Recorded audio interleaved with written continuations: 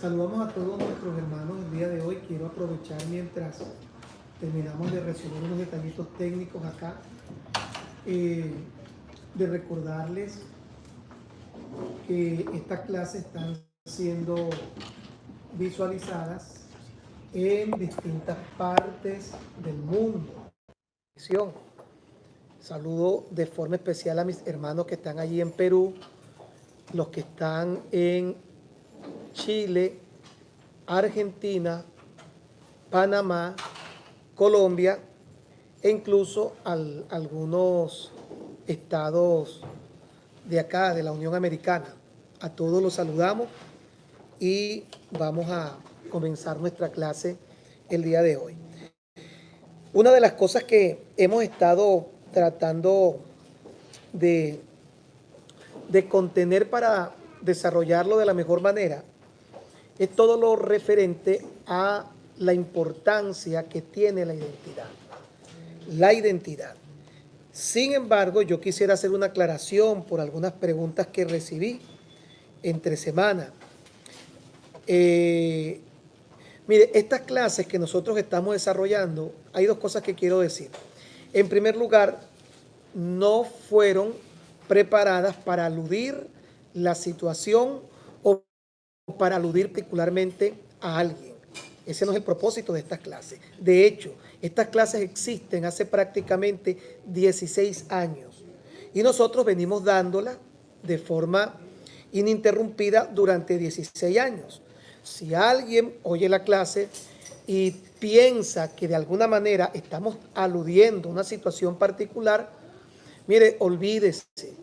Estas clases incluso no solamente tienen 16 años de forma ininterrumpida, sino que también se están dando actualmente a un conjunto de pastores acá en los Estados Unidos que están también recibiendo una preparación para que ellos puedan asimilar a sus congregaciones a todos estos principios informativos.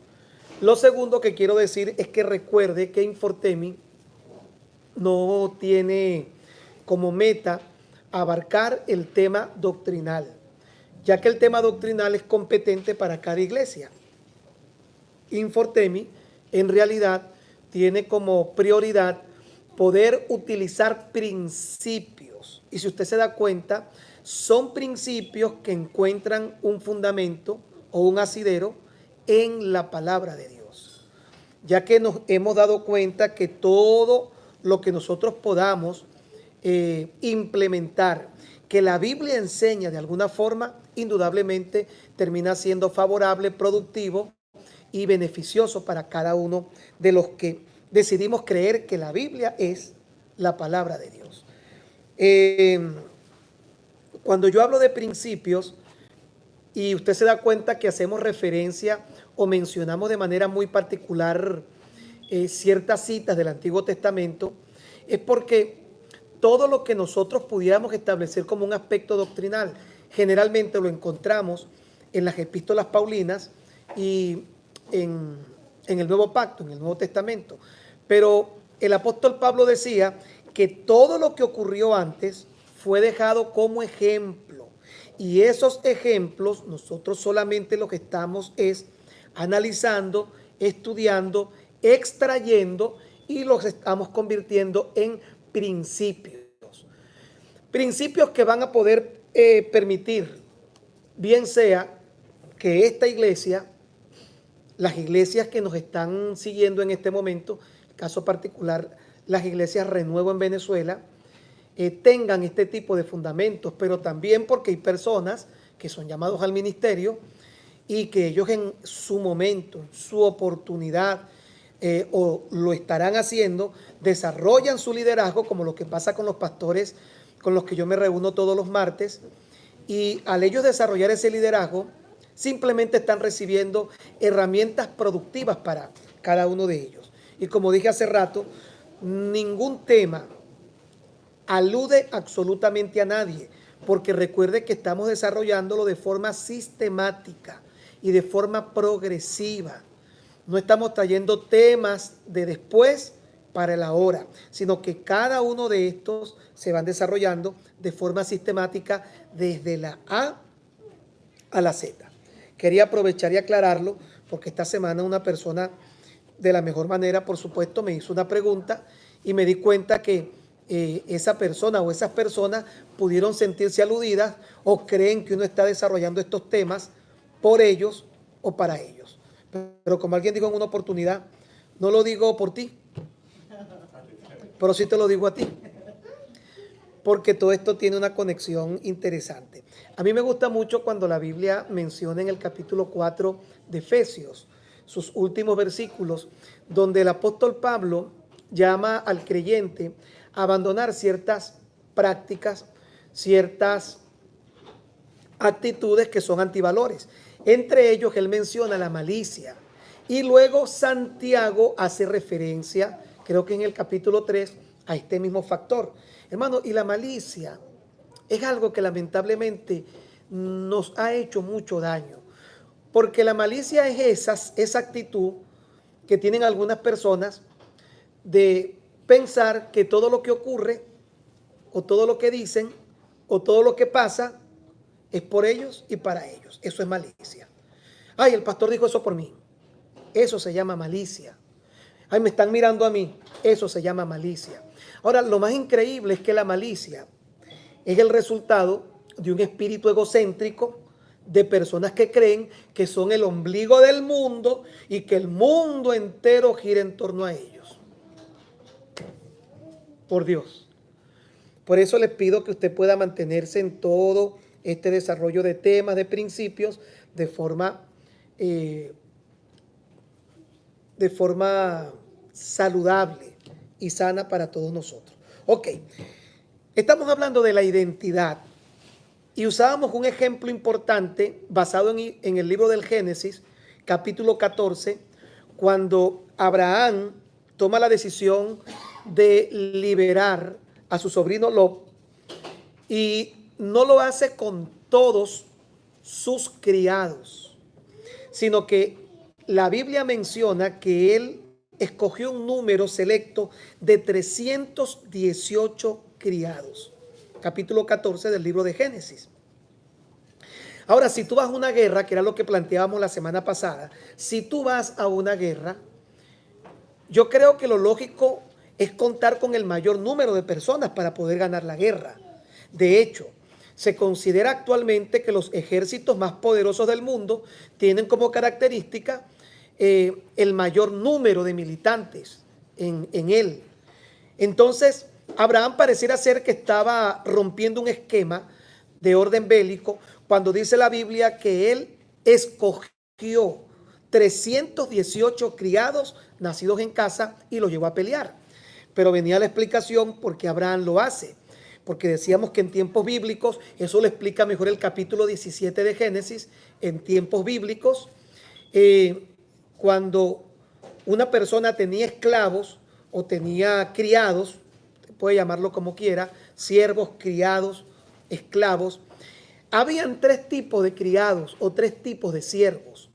Los que la Biblia define como nacidos en casa, los que la Biblia define como los que habían sido comprados, o los que la Biblia define como los que eran el resultado de un botín de guerra. Los nacidos en casa eran aquellos que por alguna razón, porque a lo mejor su padre fue comprado o su padre fue adquirido en un botín de guerra. Un botín de guerra es cuando hay un conflicto bélico, este gana y no solamente toma los recursos que tiene el enemigo, sino que también podían tomar los esclavos y los hacían suyos. Estos son esclavos producto de un botín de guerra. Ahora, si un esclavo producto de un botín de guerra o un esclavo que compraban, que era otro tipo de esclavo, los que iban y compraban, yo quiero comprar este esclavo, estaba en casa, ellos normalmente podían tener hijos. Pero al tener hijos, ellos rompían con ese ciclo porque estos eran los que el capítulo 14 de Génesis, la Biblia llama nacidos en casa. Eran los que habían nacido en la casa. ¿Cuál era su característica? Que cuando un criado nacía en casa, al primero que veía no era su padre biológico. Al primero que veía era al padre de la casa. En este caso, a Abraham. y desarrollaba una lealtad, desarrollaba una conexión mucho mayor con el padre de la casa que con su propio padre biológico. Ahora, esto le hace pensar a usted cuál fue la razón por la que Abraham escoge 318 criados, los que describe el capítulo 14 de Génesis, 318 criados nacidos en casa, porque Abraham sabía que se podía llevar los 1200 criados que tenía, pero a cada uno de ellos tenía que ponerle un arma en la mano, porque iban a una batalla. ¿Cómo tú le pones un arma en la mano a alguien que tú no sabes si en plena batalla podría desertar? Era una opción.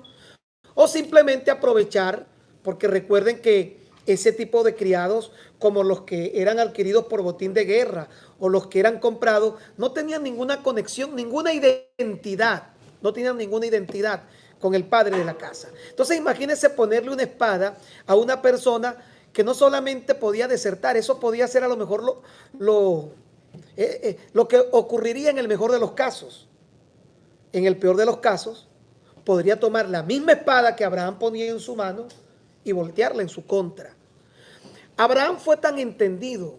Obviamente, cuando yo digo que la Biblia está llena de principios, usted no va a encontrar que dice principio 1, pero va a encontrar muchas explicaciones a las cosas que nosotros hoy creemos por los ejemplos que nos otorga la Biblia. Por ejemplo, y abro paréntesis, la gente suele decir mucho que Salomón tuvo 1000 mujeres. Y David también tuvo unas cuantas mujeres. Y Abraham tuvo por lo menos 3 mujeres.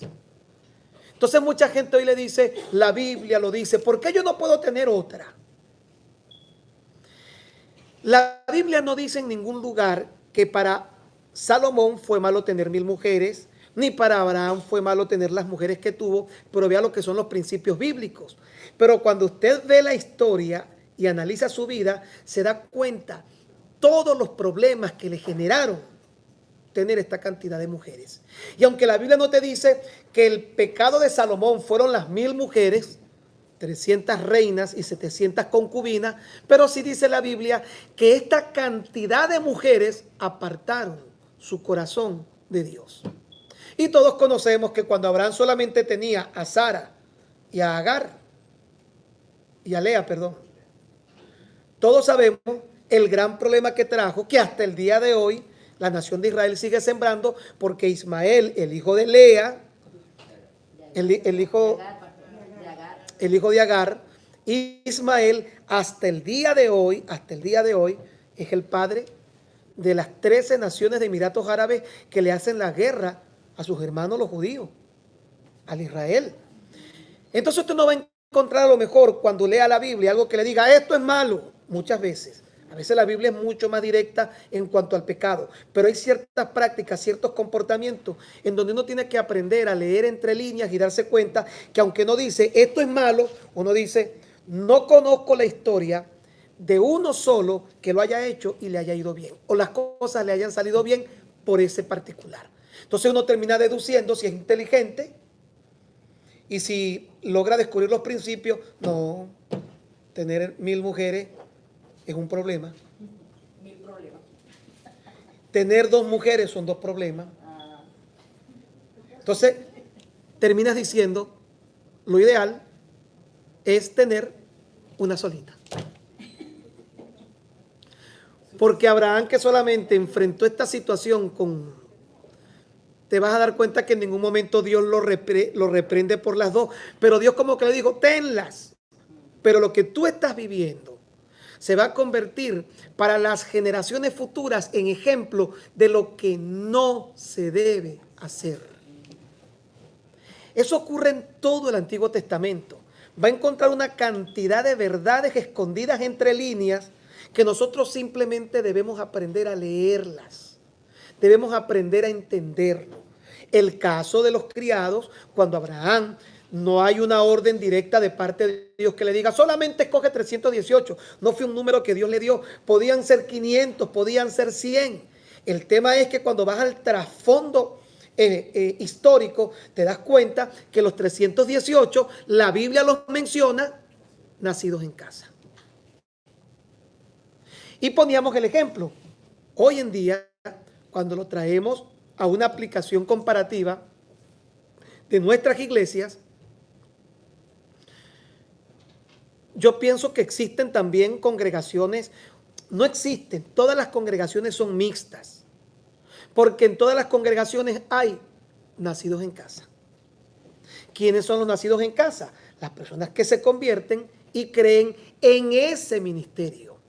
Su mensaje o el mensaje del ministerio fue lo que caló en el corazón de esa persona y se convierten a Cristo en ese ministerio. Ahora, digo que las congregaciones son mixtas, ¿por qué? Porque hay otras personas que se congregan allí pero no son nacidos en casa.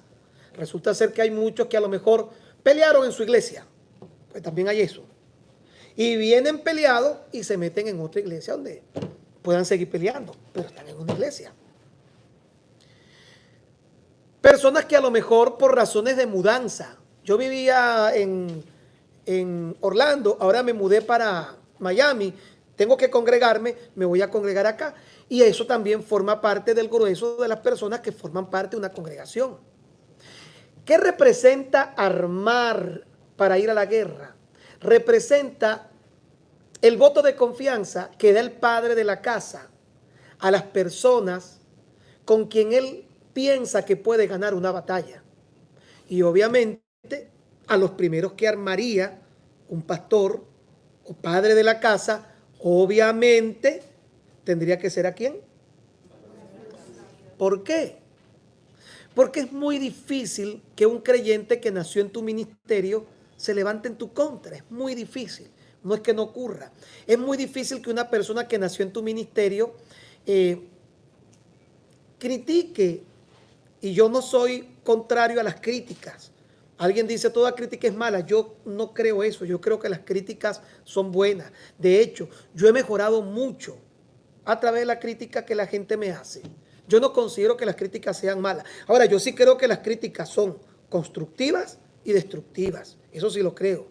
Una crítica constructiva siempre va acompañada de la solución. Una crítica destructiva es el que propone el problema y te lo deja.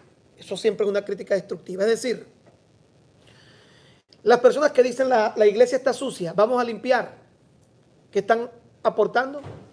Constructiva. Y el que dice, la iglesia está sucia, yo no sé por qué la iglesia siempre está sucia, no hay quien limpie la iglesia. Los dos opinaron sobre lo mismo.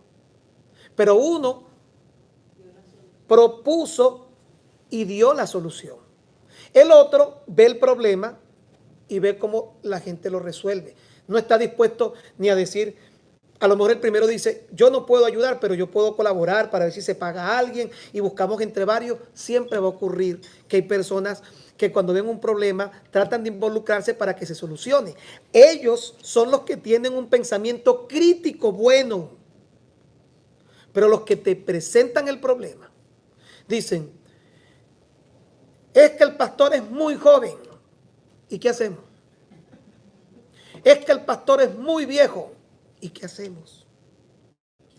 Es que la iglesia hace calor. ¿Qué hacemos? Si todos los planteamientos que tú haces no están acompañados de una propuesta o de una solución, es mejor guardar silencio porque tu crítica no es constructiva. Cuando tú hables, tú vas a hacer que el problema sea más grande. Porque ya uno se dio cuenta que la iglesia está sucia. Me lo vuelves a repetir. La iglesia está sucia. ¿Qué hacemos? El que piensa qué hacemos es el que siempre trae una crítica constructiva. El que te plantea el problema y pretende que tú tienes que ver cómo lo resuelves es el que te plantea una crítica destructiva. Los nacidos en casa, por lo general, desarrollan ese espíritu crítico de forma constructiva. Porque como son nacidos en casa, como es la iglesia en la que ellos crecieron, ellos desarrollan una identidad inmediata. Entonces ellos nunca hablan de la iglesia. Ellos hablan de mi iglesia. Ellos nunca hablan de las sillas de la iglesia. Son nuestras sillas. Ellos no dicen el pastor, es mi pastor. Y ellos tienden a comprometerse porque son nacidos en casa. Por eso Abraham no corrió el riesgo, armó 318 y el resto, que eran aproximadamente 900, un número bastante considerable para ir a la guerra, prefirió dejarlos, pero ir a una batalla segura. El capítulo 17 o del capítulo 14 brinca al capítulo 17, en donde pareciera ser que Dios le da ahora una respuesta a Abraham. Porque Abraham tenía que preguntarse, ¿y qué hago si yo tengo 318 nacidos en casa, pero tengo 800 o 900 que los compré? ¿O fueron personas que gané una batalla y yo los considero botín de guerra, ahora ellos están en mi casa? Abraham tenía que hacerse esa pregunta. Y en el capítulo 17 Dios se la responde para que nosotros hoy podamos darnos cuenta como pastores que no podemos denigrar, no podemos discriminar a las personas que no tuvieron culpa de no nacer en casa. Pero tenemos que entender que la Biblia te plantea una opción, que es aquí donde yo digo, hermano, esto no persigue aludir absolutamente a nadie. Repito, esta clase nosotros la que estamos dando hace 16 años. Y en esos 16 años nos ha sido muy favorable y muy productivo. Como leímos el texto la semana pasada, yo solamente lo voy a parafrasear, lo que dice el capítulo 17 para no ir tan lento. El capítulo 17 dice que Dios llama a Abraham y le habla del pacto que tendrían que hacer todos los que habitaban en su casa, y menciona, y dice de forma clara, no sé cuál es el versículo, lo leyó Ana, pero dice de forma clara, los nacidos en casa y los que fueron comprados por precio. 17:8. Entonces nos suponemos que este proceso o este paso tiene que tener una aplicación espiritual para nosotros, que pueda, valga la redundancia, pueda aplicarse. Porque decíamos que el pacto al cual Dios lo involucra y le dice, todos los que están contigo tendrán que pasar por el pacto de la circuncisión, y les menciona y lo hace de forma clara, es el 8, ¿verdad? 7. Gracias, Laura. Llega y dice, a todos los que están contigo, tanto los nacidos en casa como los que fueron comprados por precio. Y fue lo único que pudo permitir que se homologaran para constituirlos ahora en uno solo. El pacto de la circuncisión, explicaba yo, se hacía a los 8 días de nacido. Por supuesto, para un niño era igual de doloroso, pero menos traumático que para un adulto. Porque cuando a un niño le hacen el pacto de la circuncisión, hoy por hoy todavía lo sigue practicando el pueblo judío, usted le pregunta a ese niño cuando tiene 15 años si le dolió, ¿y qué le va a decir el niño? No se acuerda. Él no se acuerda, los 8 días de nacido, ¿qué se va a acordar? Pero si de pronto alguien dice, yo quiero ser judío, un día sale Roy y dice, yo quiero ser judío. Y Roy se hace judío y tiene que circuncidarse. Y usted le pregunta a Roy, ¿Roy te dolió?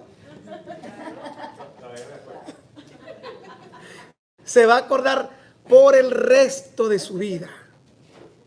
Entonces, para un niño, para un nacido en casa, el proceso iba a ser menos traumático que para una persona adulta. Porque la persona adulta, al tener conciencia, al tener probablemente una vida, obviamente esto iba a ser un factor determinante. Yo hablaba de lo que eran los distintos pactos que hacían en las culturas orientales. Todo esto, por supuesto, buscaba las mismas características, porque los orientales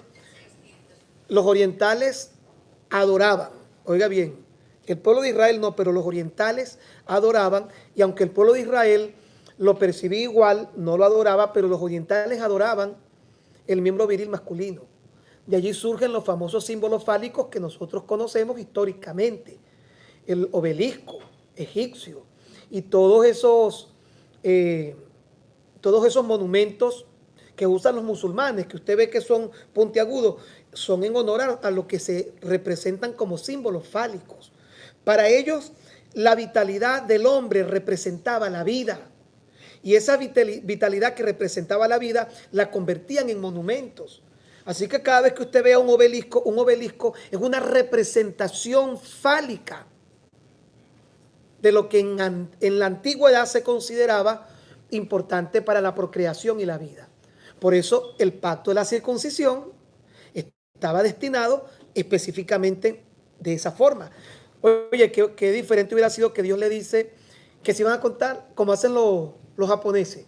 Los japoneses, para pertenecer a la mafia yakuza, no sé en cuánto han escuchado los famosos yakuza, que son una de las mafias más poderosas del mundo. ¿Sabe qué hacen los yakuzas para entrar a la mafia? Se cortan la puntica de este dedo. ¡Tum! Y así ellos son parte de este mundo mafioso. Ahora, Dios pudo haberle dicho: córtense el lóbulo de la oreja, córtense la puntica del dedo, córtense un mechón de cabello. No, hermano.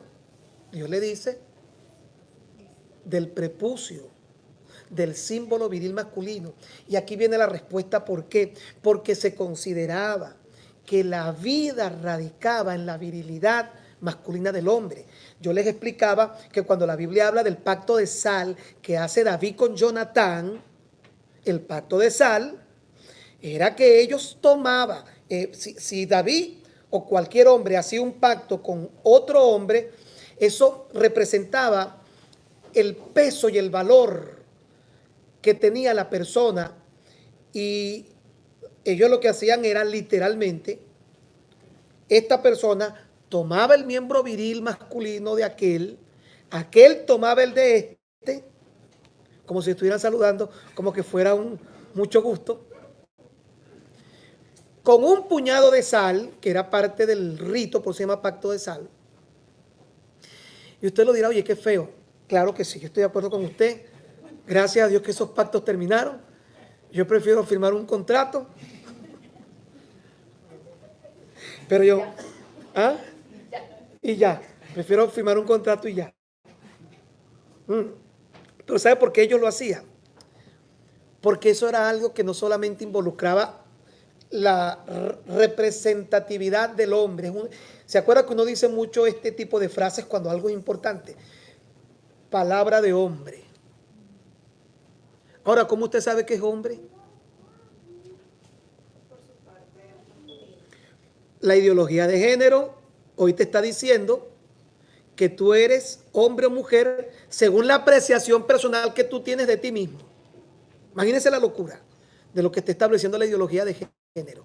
El ser hombre o ser mujer no depende de tu genitabilidad, sino depende de tu propia apreciación.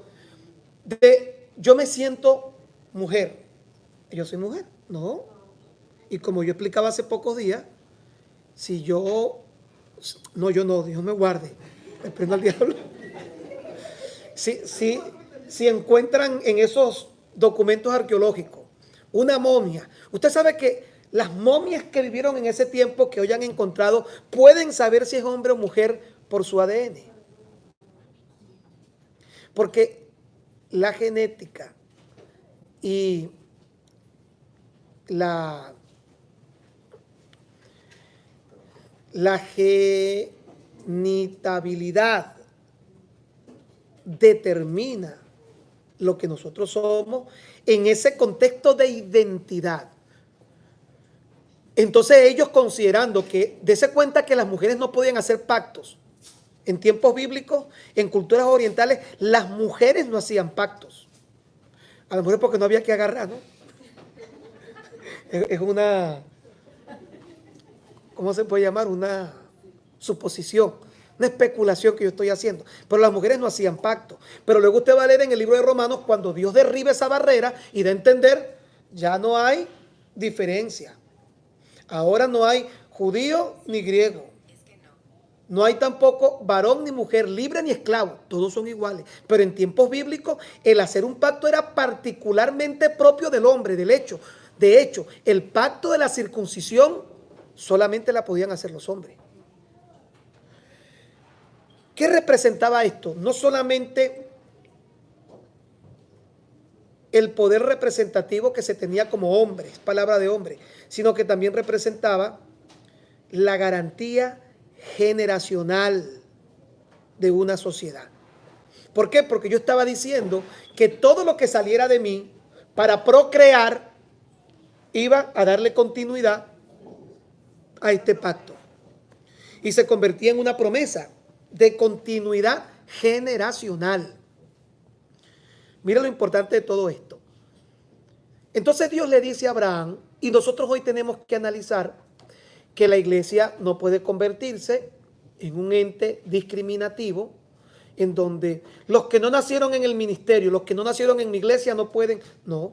Pero sí debemos entender que para evitar lo que Abraham quiso evitar en el capítulo 14, debe existir un contexto que determine en cierta forma un pacto con el cual pueda haber una identidad que pueda proveer seguridad al ministerio de que esa persona el día de mañana no va a echar una broma. Porque usted sabe que eso pasa todos los días. Y los que tenemos tiempo en la iglesia sabemos que lo más recurrente en una iglesia, son las divisiones. Ahora, yo esta mañana pensaba en esto, lo escribí por cierto, ¿no? Porque pensaba en esto. Usted sabe qué es lo más peligroso en el mundo. ¿Sabe qué es lo más peligroso en el mundo? Y la Biblia lo enseña en el libro de Juan. Que alguien esté haciendo lo malo, oiga bien, que alguien esté haciendo lo malo, pero esté convencido que eso está bien.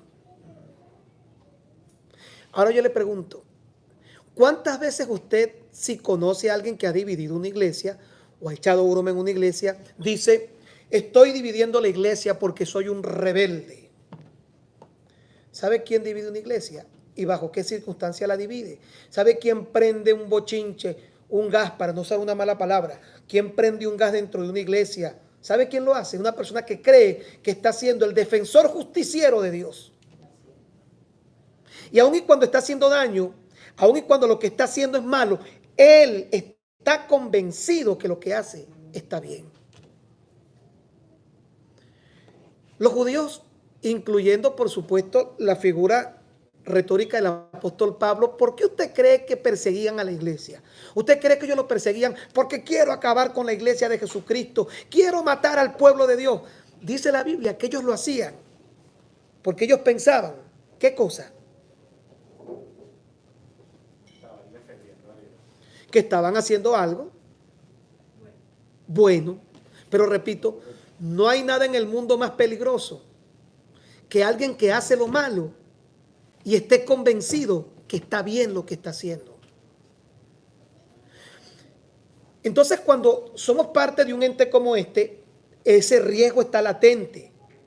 No, yo no estoy de acuerdo, se prenden problemas, cosas tan complicadas, pero lo más lamentable es ver que muchas de esas personas están convencidas en sí mismas que lo que están haciendo está bien, estando mal. Obviamente, eso es producto de simpleza. Recuerde que el libro de Proverbios dice, el simple todo lo cree. Diga conmigo, la Biblia dice, que el simple todo lo cree. En el capítulo 1 de Proverbios, cuando comienza a enumerar la razón de los proverbios para dar sagacidad a los sabios, para yo no sé qué, vea, ¿para qué son?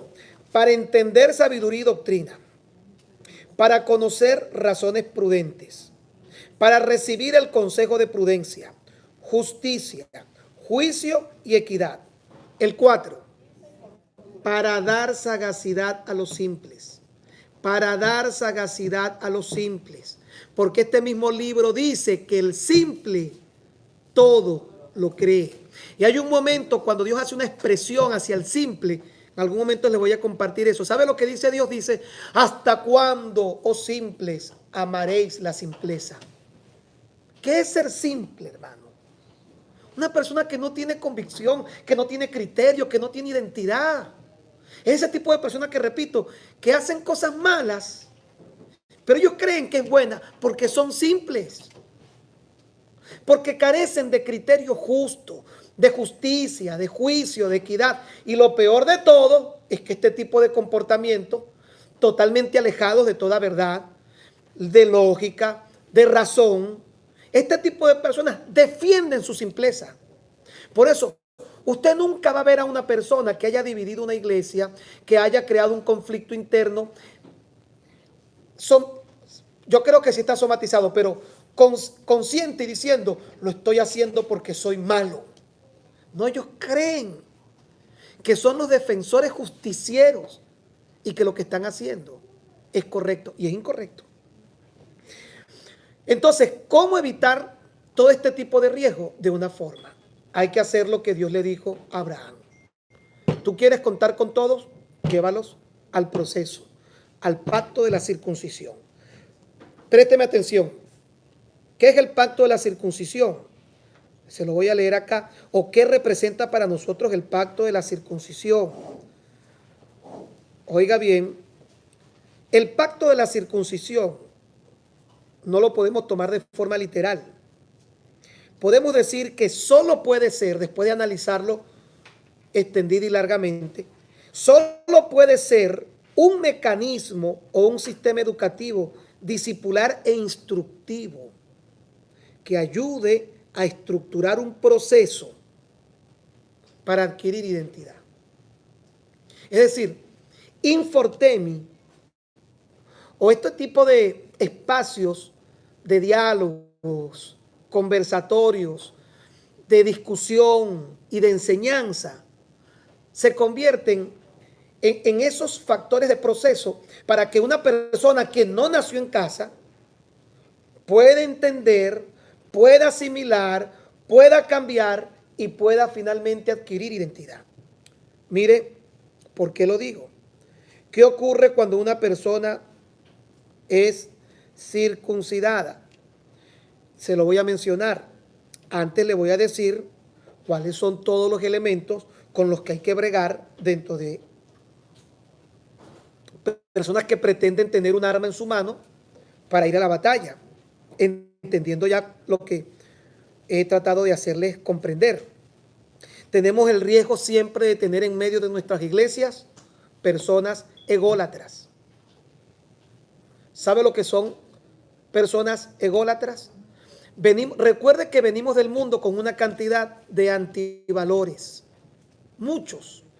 Y cuando venimos a Cristo, la renovación del entendimiento a través de la palabra, todo lo que busca hacer es sustituir y cambiar antivalores por valores.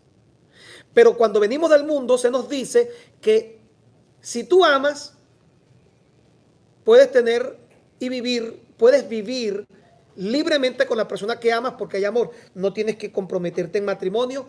Eso se dice en el mundo. Son antivalores. Cuando llegas a Cristo, encuentras que la Biblia te habla del adulterio, de la fornicación, y es un choque inmediato porque tú vienes con antivalores. Yo me lo he encontrado mucho con las personas cuando se convierten y me dicen, pastor, yo vivo con mi novia y yo la amo a ella. ¿Por qué no puedo vivir con ella? ¿Por qué tengo que casarme?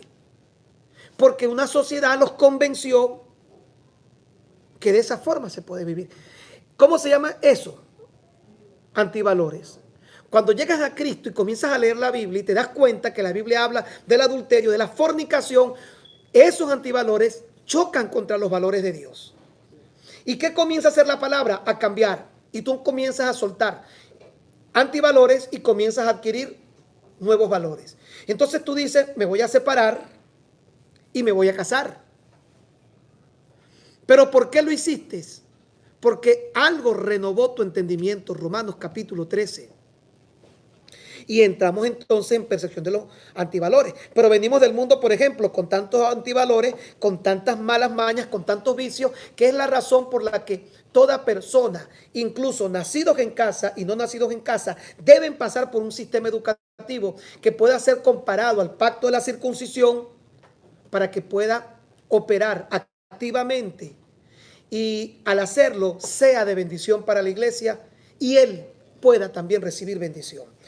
¿Cuáles son los problemas más comunes que encontramos dentro de una sociedad llena de antivalores? Actitudes ególatras. ¿Sabe lo que es un ególatra? Pregunté hace rato. ¿Qué es un ególatra, Katy? ¿Qué es un ególatra? Imagínese cuando un pastor se convierte en pastor, toda su vida ha sido ególatra y nunca jamás este antivalor lo cambió. Y tenemos muchos pastores ególatras. Por eso yo le conté al principio que en el estudio que se hizo sobre un promedio de pastores, encontraron que muchos pastores tienen dificultades y no gozan de salud mental. Porque venimos a Cristo y pensamos que con dejar el cigarro, dejar la droga, dejar el alcohol, dejarse crecer el pelo, ponerse falda, todo está listo. Pero no se nos lleva a entender que hay un proceso de renovación de entendimiento que nos puede transformar. Por lo que Romanos 13 dice, transformaos por medio de la renovación de vuestro entendimiento. Cambien los antivalores por los valores.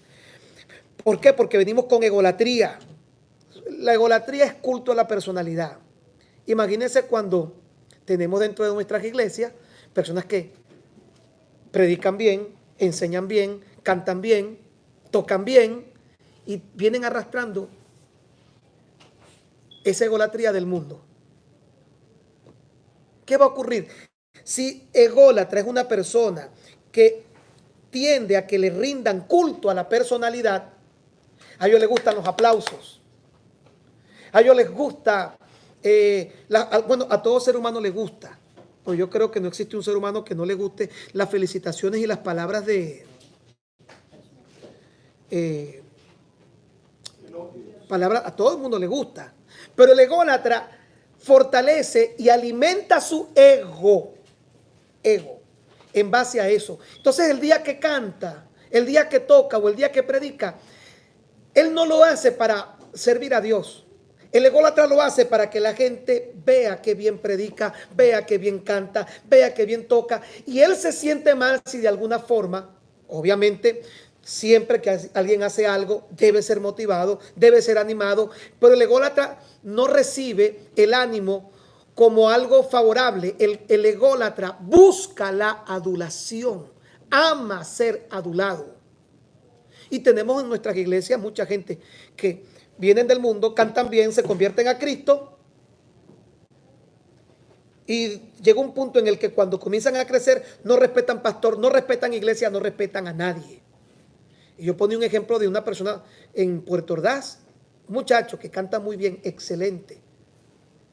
Y todo lo que hacía siempre tenía que ver, no es que no se haga, pero yo tuve una dificultad muy grande con los pastores, porque en medio de la crisis que hay en Venezuela, que la gente no come, este muchacho solamente quería que cada vez que se enviaba dinero, él ponía, porque tenía sus contactos, para hacer conciertos. Yo le decía, ¿por qué?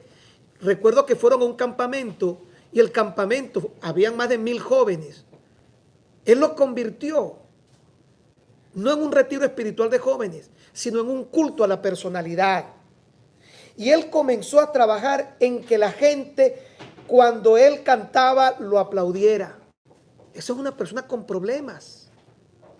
Pero eso pasa con pastores en cuanto a lo que hacemos. Eso pasa con músicos en cuanto a lo que hacen.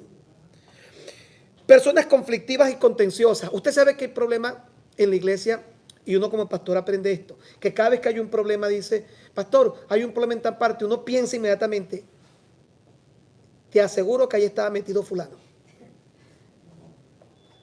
¿A usted le llegó a pasar? ¿Por qué uno identifica todos los problemas de la iglesia con alguien en particular? Un día les voy a enseñar o les voy a compartir en una predicación lo que son las personalidades conflictivas y contenciosas. Hay personas que usted los ponga donde los ponga, póngalo en adoración, póngalo a tocar, póngalo a enseñar, siempre va a formar y siempre va a armar un gas. Digo gas porque no quiero usar una mala palabra. En términos criollos venezolanos. Pero sí me entienden. Mire, todo el tiempo que esa persona está en algo, tú dices, en cualquier momento se prende el problema. Personas conflictivas y contenciosas, hay personas que tienen una naturaleza conflictiva, su forma de ser. Personas celosas y maliciosas, lo que le decía hace rato. Personas insensibles, personas avaras, personas materialistas con problemas de amor hacia lo material. Problemas morales problemas morales y problemas de autoritarismo. Todo esto están en las personas. Imagínense que entonces todo el que llega a la iglesia, uno les dé un arma, usted me entiende lo que le quiero decir con un arma, ¿verdad? Una herramienta, y no los pase por un proceso de formación. Usted está frente a un gran y grave problema. Voy a terminar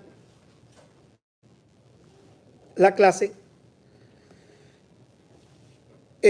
diciendo lo siguiente. El pacto de la circuncisión es un pacto que en tiempos bíblicos era cultural y religioso. Se definía la identidad completa de una nación. Por eso está relacionado a identidad.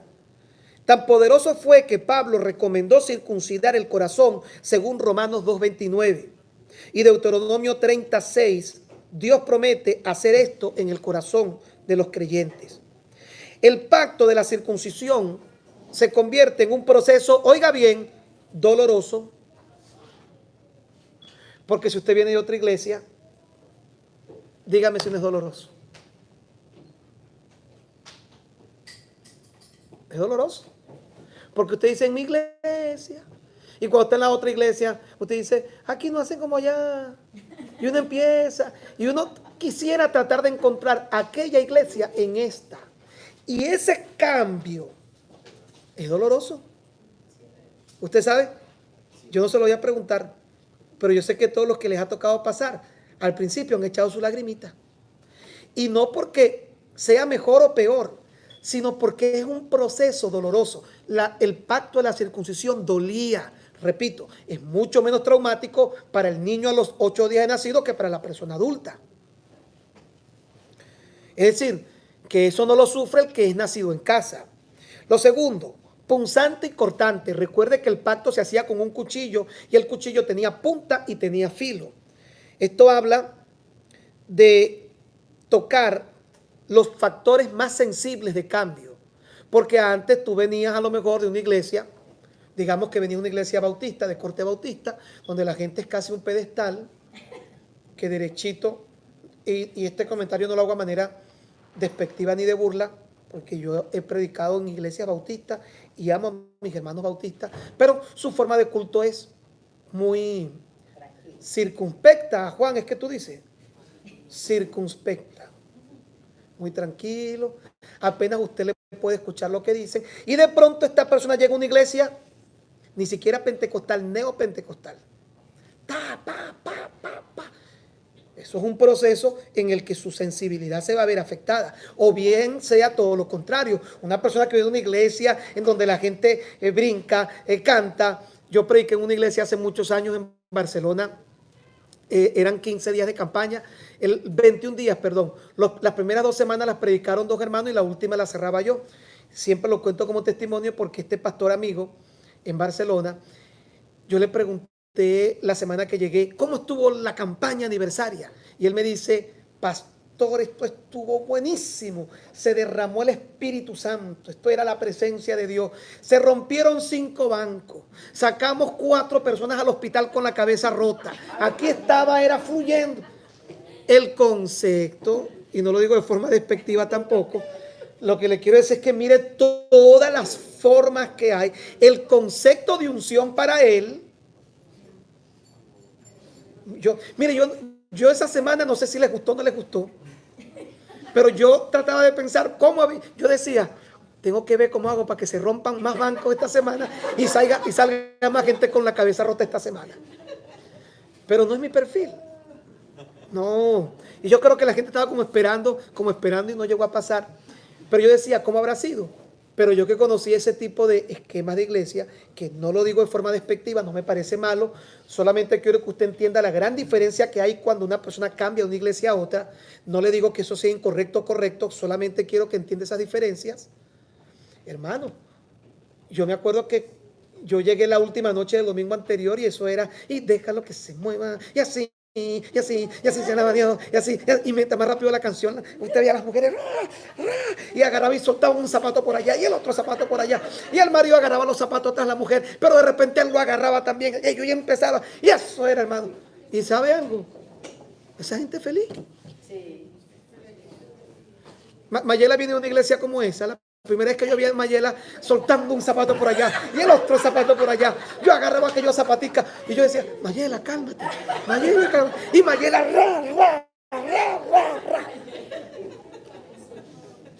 pero ella estaba gozando en su culto.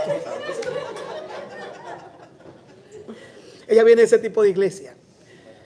Ahora dése cuenta que no quiero referirme de forma despectiva, sino decirle que hay iglesias muy calladitas, hay iglesias muy explosivas. Yo creo que nosotros somos como la parte como intermedia. Ok, punzante, cortar. Hay algo que le voy a hablar la semana que viene que se llama la barrera de la traición, que es un concepto de psicología. Cuando tú llegas, tú dices, me quedo, me voy, porque tú sientes que estás traicionando tus orígenes, tus principios, cuando llegas a una iglesia que no se parece a la iglesia en la que tú estabas. Y para ayudar a cruzar a una persona, eso que llaman la barrera de la traición, es un problema. Porque tú dices, ¿será que esto es correcto? Porque es que en mi iglesia cuando se cantaba había más gozo. Y la gente tiene conceptos de unción, tiene conceptos de poder, tiene conceptos de presencia, tiene conceptos de manifestación diferentes. Y siente que si eso no se está dando aquí y lo acepta, está traicionando su congregación, está traicionando su ministerio, está traicionando sus principios. Pero es algo con lo que hay que cortar, porque el pacto de la circuncisión era un corte. También era una marca, era algo que a partir de ese momento lo iba a marcar. Era algo también que se hacía irreversible, lo hablo con calma la próxima semana, y establece finalmente en número 6 un antes y un después. Padre amado, te damos gracias por esta reunión, por tu amor y tu misericordia. Danos dirección, sabiduría para entender y para darnos cuenta que tú siempre nos tomas de nuestra mano derecha para cumplir tu propósito y tu voluntad en nuestras vidas. En el nombre de Jesús, amén. Mire, voltea para que tómenle una foto a los hermanos. Mira, ¿alguna pregunta? No sé si tengan alguna pregunta.